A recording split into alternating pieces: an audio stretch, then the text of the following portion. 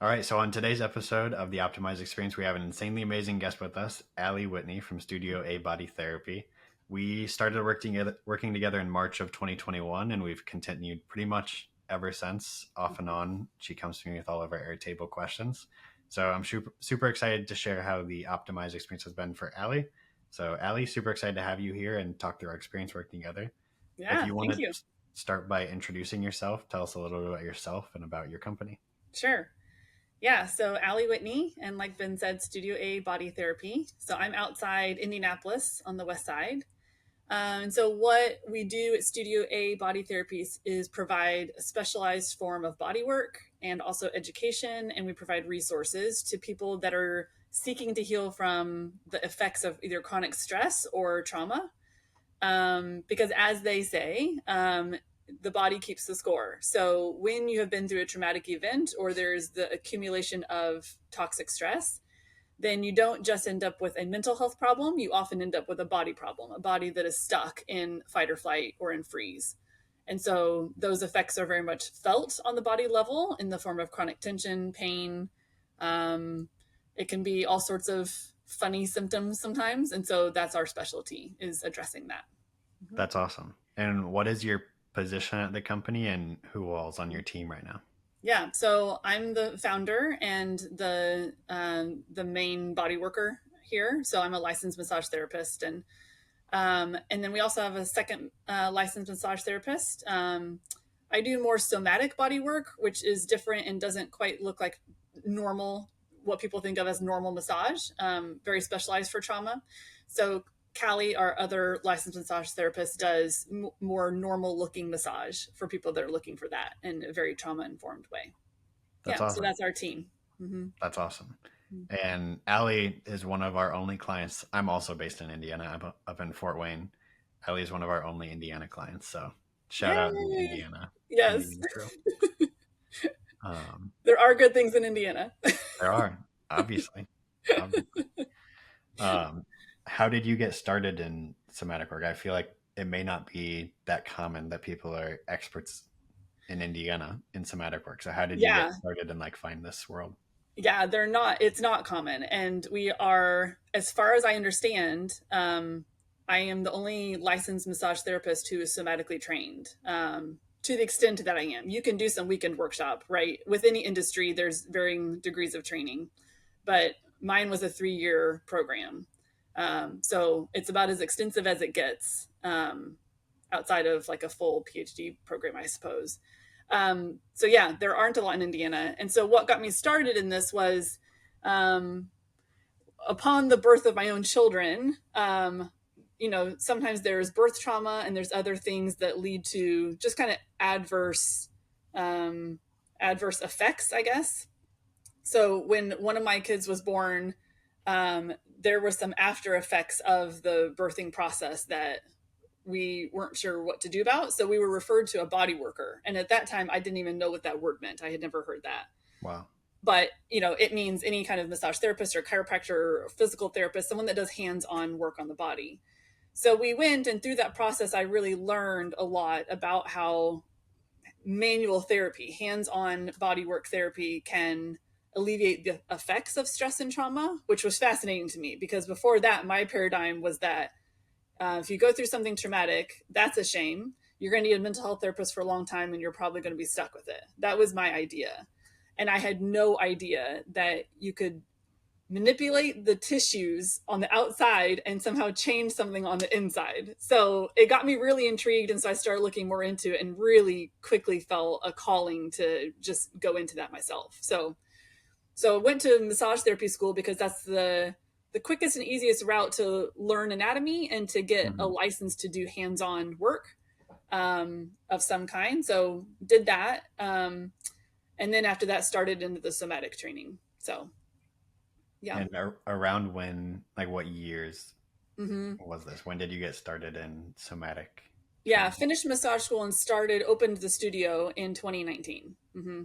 That's awesome. And Yeah. then, okay, so 2019, and then we met in 2021, I Yep. believe, like around March of 2021. Do you I think remember so. how we met? Yes, I was trying to figure out how to get I had been told by my scheduling software support group online, Facebook group, there were a lot of things I was wanting to do, and I was hitting the limitations of my scheduling Hmm. software. But I kept hearing, "Oh, but if you set up a Zap, if you use Zapier, Hmm. then or Zapier, then you can do it that way." So I'm like, okay, I got to figure out this thing called Zapier. So I started researching it, and it's like, well, you want your scheduling software to talk to what? Like, what's the other apps that you want it to talk to? And so, in trying to figure all that out, I landed on hearing about Airtable. So I ended up asking some questions online on a Facebook group about Airtable, and you very kindly pointed me in the right direction, start answering questions, which made me quickly realize I don't want to do this. Like, I want to go massage people. I don't have time for all this stuff. And so instead, I hired you to do it. Yeah. So, Yeah. So, yeah, at the time, I remember I think you had some stuff on paper. You were using a scheduling tool, which was Acuity at the time Acuity. and still is Mm-hmm. Acuity. And then you also used like Jot form for Mm-hmm. intake forms, and you're like Yep. printing out Jot Yep. forms from that. So Mm-hmm. you were kind of, and I think before this, you told me you were using Excel for certain things as well. Lots of things. I think these came into Airtable later, but you were also using Excel. What were you using Excel for? Yeah. So I'm kind of an Excel guru, and it took me a while, but eventually, Ben, you converted me to why Airtable is always better for everything than Yes. Excel.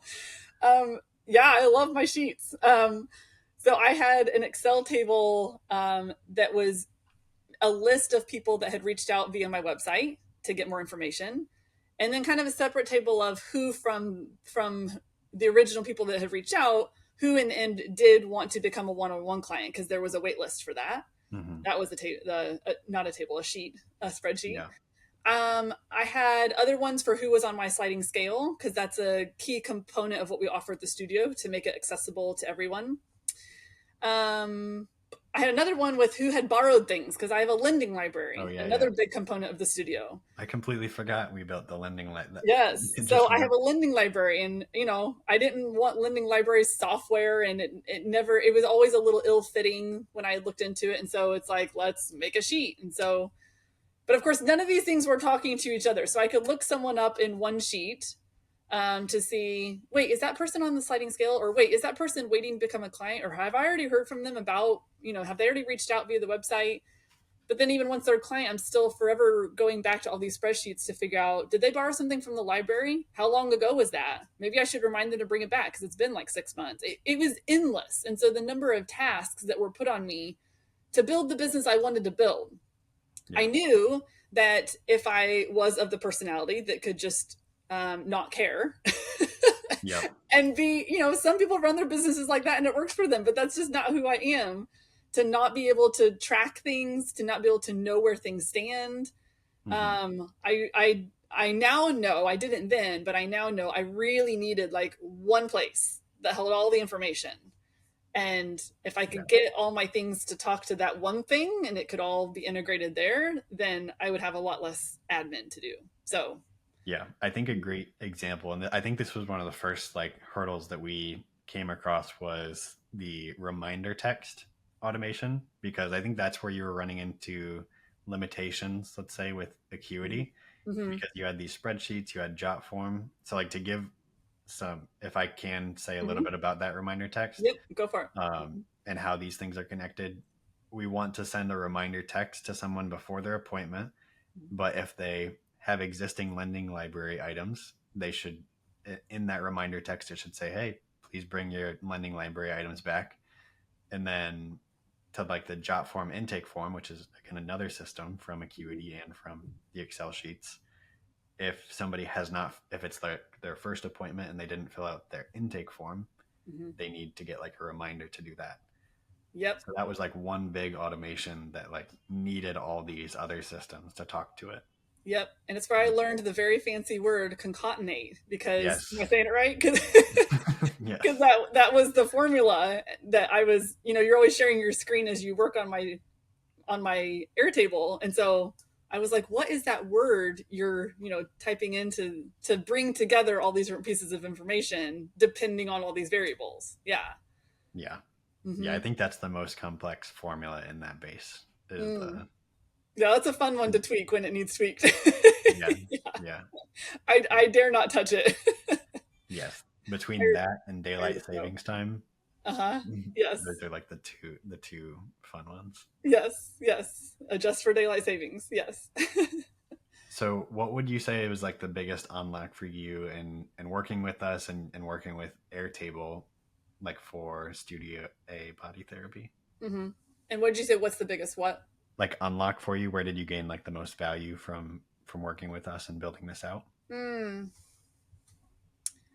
Um, man, there's a lot. I'd say the biggest value has been really in being able to work with my clients in the way that I want to work with my clients. Hmm. So this very like heart-centered one-on-one communication. No one feels like they are the result of some, let's say, some mass group text that actually doesn't apply to them, or it isn't. I refuse to work in that way. So if I'm going to work in the way I want, it's either going to be insanely expensive because of the amount of time that I will have to pour into that side of it, Hmm. um, or not expensive because I have an Airtable that helps with all of that. Yeah. I just have really strong convictions about, especially when you're working with the kind of population I do that has been through trauma and is sensitive and very acutely attuned to if someone is legit and if they are authentic or if they are just a number in a system. No one likes Hmm. to be that when they're a client, but especially people that have been through trauma, especially if the trauma was relational, then they really have these like antenna, these beacons out for like, when am I not being seen as an individual? When am I not being valued? So that's the biggest thing, I think, is I get to work in the way that I feel convicted to work as far as my communication, and me knowing when they write me through a quick glance in Airtable where they stand, Hmm. on all sorts of levels. Have they applied to be a part of my sliding scale? I don't want to forget that in my communication with them as we're talking about appointments and stuff. So it's being able to like do that without basically spending 40 hours a week doing that. Mm-hmm. Yeah. So what I'm hearing is basically like you want it to be a very personalized approach with every client. Mm-hmm. And so Airtable allows you to work with a lot of clients. Like you have a ton of clients in Airtable, Mm-hmm. but still like basically like have a full profile on them. Mm-hmm. That way when you're talking with them, here's their intake form, here's their entire history of their appointments, here's how where they've applied to like work with you. Yep. And here's every bit of information that is significant that has come through any piece of communication, whether that was email or text. There are places where I can kind of insert that in Airtable or where it's held, so that I can see, like, oh, yeah, you need to remember with this person, like, they do not do well with this or with that. Hmm. Like, don't forget these things. Yeah. So it enables that in a way that isn't just a paper in their file that I probably won't notice at some point. Mm-hmm. Yeah. Yeah. Mm-hmm. So I guess on the note of like the transformation that you provide, earlier we were talking about we have this segment in this interview called the story of the status field, or in your case it's called the deal stage. Mm-hmm. That in my opinion is like it's one of the most simple things in Airtable, like far simpler than our concatenate formula for the Mm-hmm. reminder text, but it's like at the heart of every solution. Mm-hmm. That status field or that deal stage is tracking the transformation that you're providing, but Yeah. in like the Airtable form. So Mm-hmm. could you talk through like what that deal stage or status field means to you and the clients? Like Yeah. what is the transformation you're tracking? Yeah. So when people first reach out, that information via my website comes into Airtable. And so they're given a certain deal stage, and I think it's website lead, something like Mm-hmm. that. Yeah. Um, and so, to just reach out via my website is one thing, but after they fill out that form on my website, they are automatically sent to a page after that and sent an email with the same information that says, Mm-hmm. hey, thanks for reaching out. Here's where you can book a call to speak one-on-one with Allie for free to see if we're a good fit. When they book the call, automatically Airtable will bump them from just a website lead to like they have actually initiated contact and like booked a call. Yep. So again, I don't have to touch this. It moves them through so I can see who is stuck where and what happened. Mm-hmm. After we have a call, then this part we have it set to be manual, where like depending on how the call went, because sometimes we'll have a call and we'll decide we're actually not a good fit, or you're not ready for somatic work or whatever it is. So then I can either refer them to just do our group programs and classes instead of working one-on-one. And so I can then switch their deal stage from contact initiated to being like a group work only client at this point.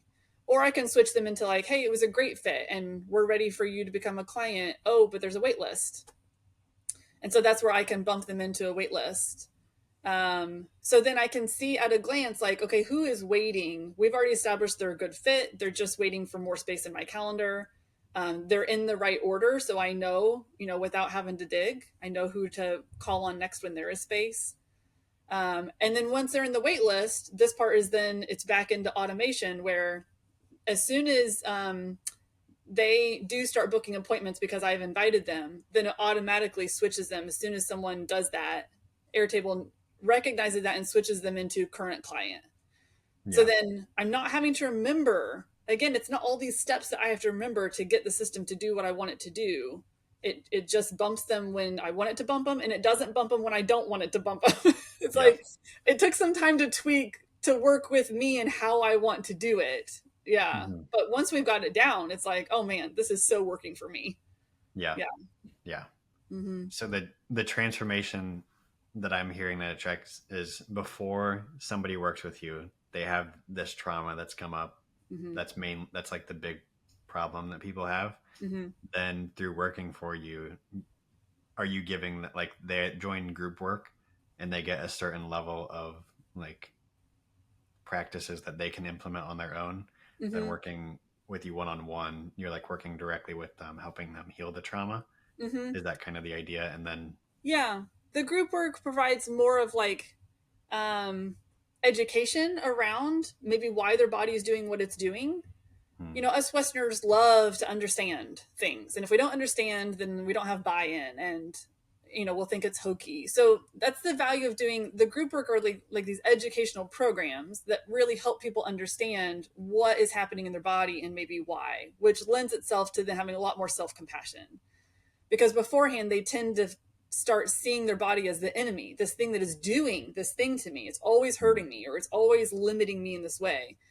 But then, once you become a group work client, you start to come to the groups, you start to see like, oh, my body is trying to signal that something is not right. And so it lends itself to a lot more self-compassion, which in and of itself can be quite healing. And then there's other kind of group programs we do that are like drop-in classes where you get to do true somatic work for a whole lot cheaper than one-on-one. So for people that have a lot of, limited financial resources, that becomes a really good option. And so they can really start engaging in like becoming aware of how their body is holding the fight or the flight or the freeze, and like kind of being invited to let some of that go. And so we collect testimonials because they happen so often. And so we've started to just put them on the website and that's just for the group work of like what some of those somatic classes do. For people that haven't been through trauma, to sit through one of those somatic classes, it feels a little weird and like, what's the point of this? But for people that have been through trauma, it ends up being like a lifeline of like, oh my gosh, you're helping me feel like it's okay to feel my body again, instead of all this resistance to being present in my body because my body is so painful, or it's like betraying me in these ways, or so it's really cool to kind of see the transformation that happens with people. And then of course the one-on-one work, nothing beats that. I mean, group work is great, but when people are ready, and not everyone is ready, because somatic work can be very intensive, it will bring up a lot. But especially when they also have a mental health therapist on their team, and that's really my role, is to be a piece of their healing process, the body piece of it. I feel like the perfect example, like in Airtable, to tie it back to Airtable, it's so simple in Airtable. It's like one-on-one work, or it's group work. But this is like the story behind it, is like, this is like to have someone in group work, it's like they're making such a transformation in their life. But in Airtable, it's just like status change, so simple, right? There's like so much behind it. So right. Yeah. Thank you for sharing like the story of like the story behind what some of those different deal stages in your system mean. Yeah. I'm going to tie us into our next section, which is not so much for the people you're tracking in the system, but for you and now your employee. Hmm. what has worked well for you to like learn how to use Airtable? Mm. Things, anything from like reading Airtable's documentation, watching videos or Loom videos, or real-time training, or like Yeah. what has worked well for you as well as the employee to like adopt Airtable basically? Yeah. I'm not the person that can be bothered with reading documentation, that's for sure. So that has not done it. But the biggest thing that has done it is the way in which you work is the work is always done live, like during a call, a video call, where you share your screen. So not only are you working on our Airtable, but you're showing us how you're working on our Airtable. So sometimes I don't, especially at the beginning, I had no idea what I was looking at. It's like you're sharing your screen, but I'm like, I don't know what you're doing. Like I'm not Yeah. tracking. And so I would ask you to slow down and explain, like, what are you doing? Like stop moving so fast because you move so fast. Yeah. But when you slow down and explain it, like that over the years has like really trained me in Airtable. So it's like, oh, I've seen this done a couple of times. I think I can, I can try this myself. I can navigate through some of this stuff that otherwise I would have to, for every little issue, I'd have to book a call. Yeah. And So, recently you built a table. You told me at and recently the I built beginning my of own this. table with its own automations, which I was quite proud of. Yeah. Yeah. I was up till 4 a.m. doing it, but I did it. Yeah. That's Yeah. awesome. Yeah, so that, and then sometimes you will record Loom videos of how to do a thing that needs to be repeated later. So like dedupe, Mhm. like when Oh clients are yeah. in my system twice because they used two different email addresses, but it's the same person.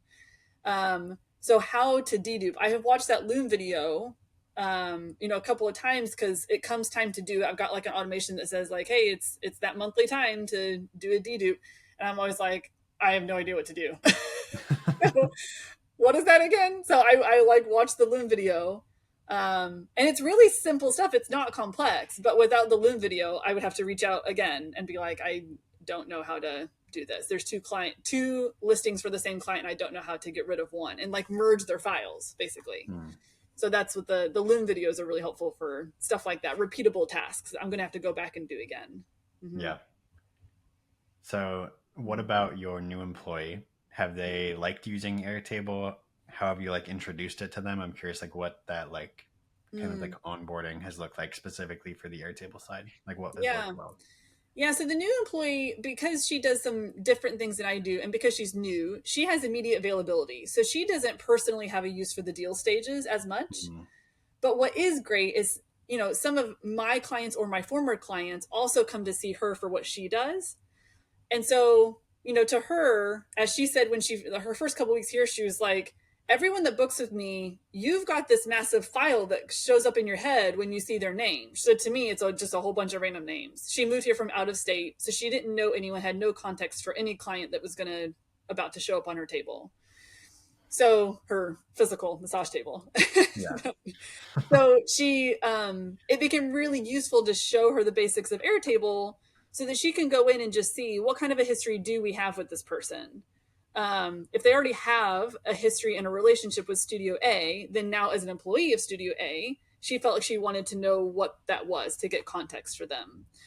So, all it takes is a quick search in Airtable, literally just the search function, and you can find them within seconds. And then she can be like, oh, okay, they do group work, that like they're active in that, or oh, they're a one-on-one client with Allie, or oh, they're currently waitlisted, and so they're kind of seeing me in the meantime, or so it tells her some of this useful stuff instead of it just being like a random person off of the street booking an appointment.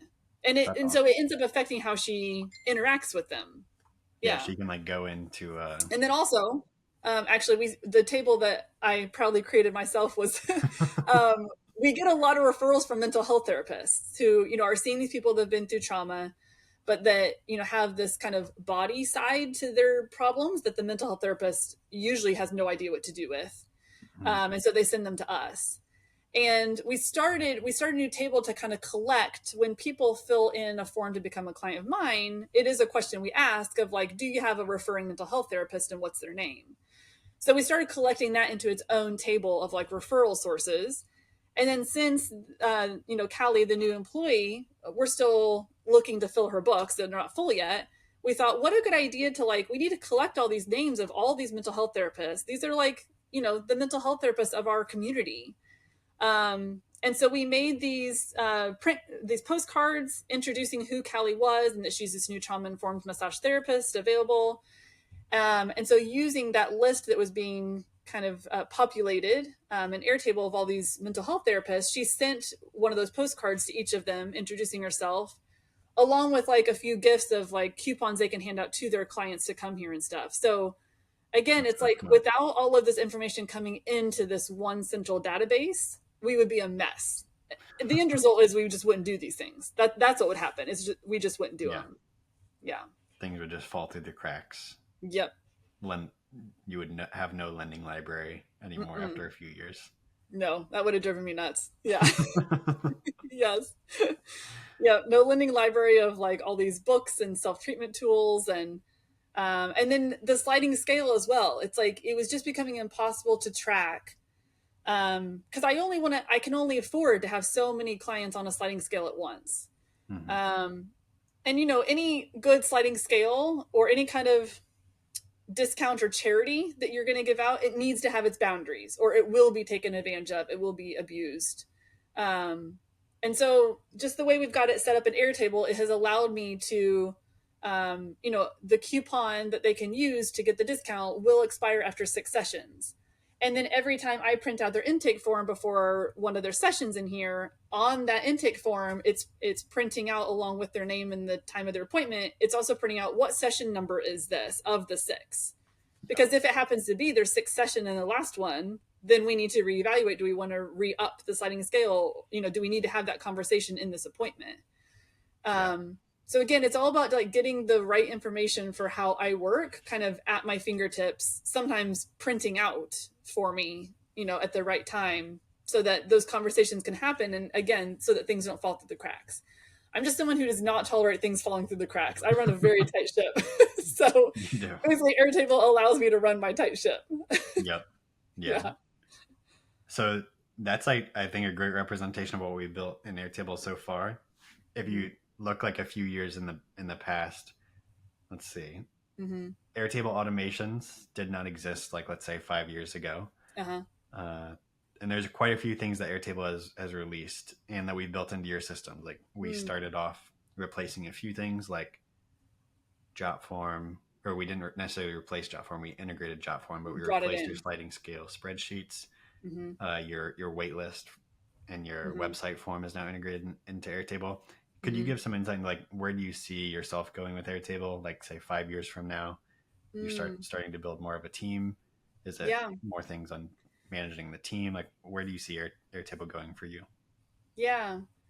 I can see how Airtable is going to be helpful in as the team continues to expand, keeping track of, you know, what trainings have my employees gone through and did they submit the things I as the boss basically wanted them to submit after they have completed a training, you know, some synopsis of what did they learn and how is it going to impact their work with clients on the table. And so kind of keeping track of, you know, those kinds of things.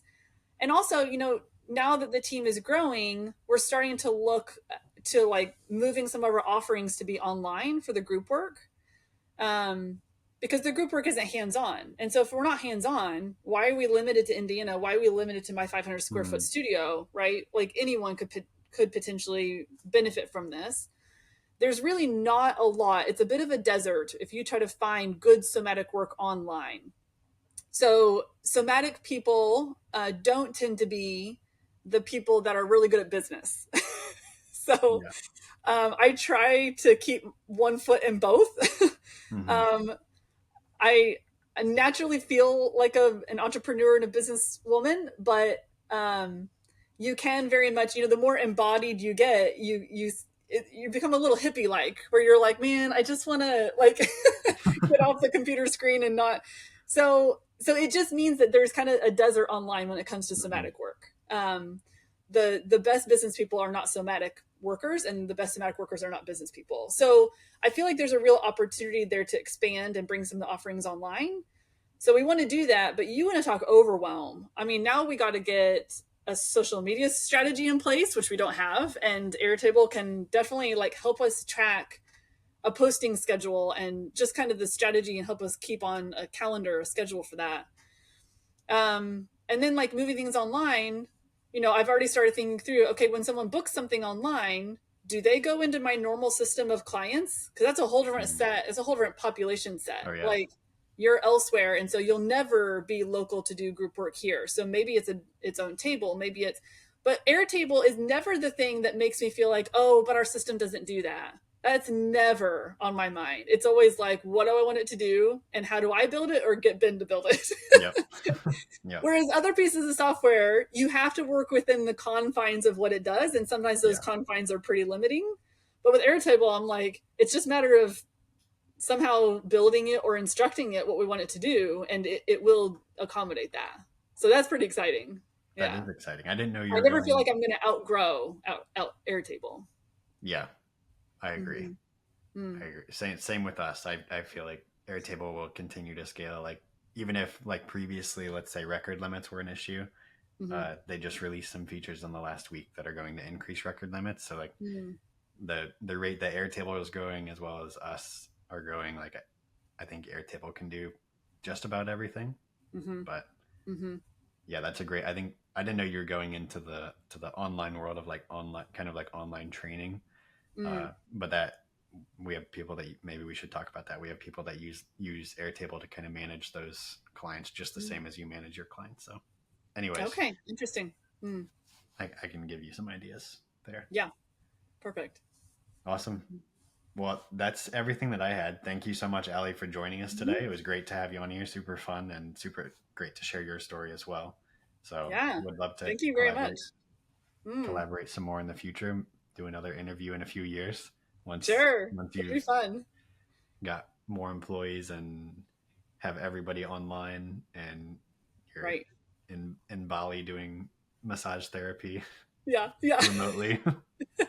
Or doing somatic work remotely. Somatic work, group programs. So thank you so much for joining. Yeah, thanks so much.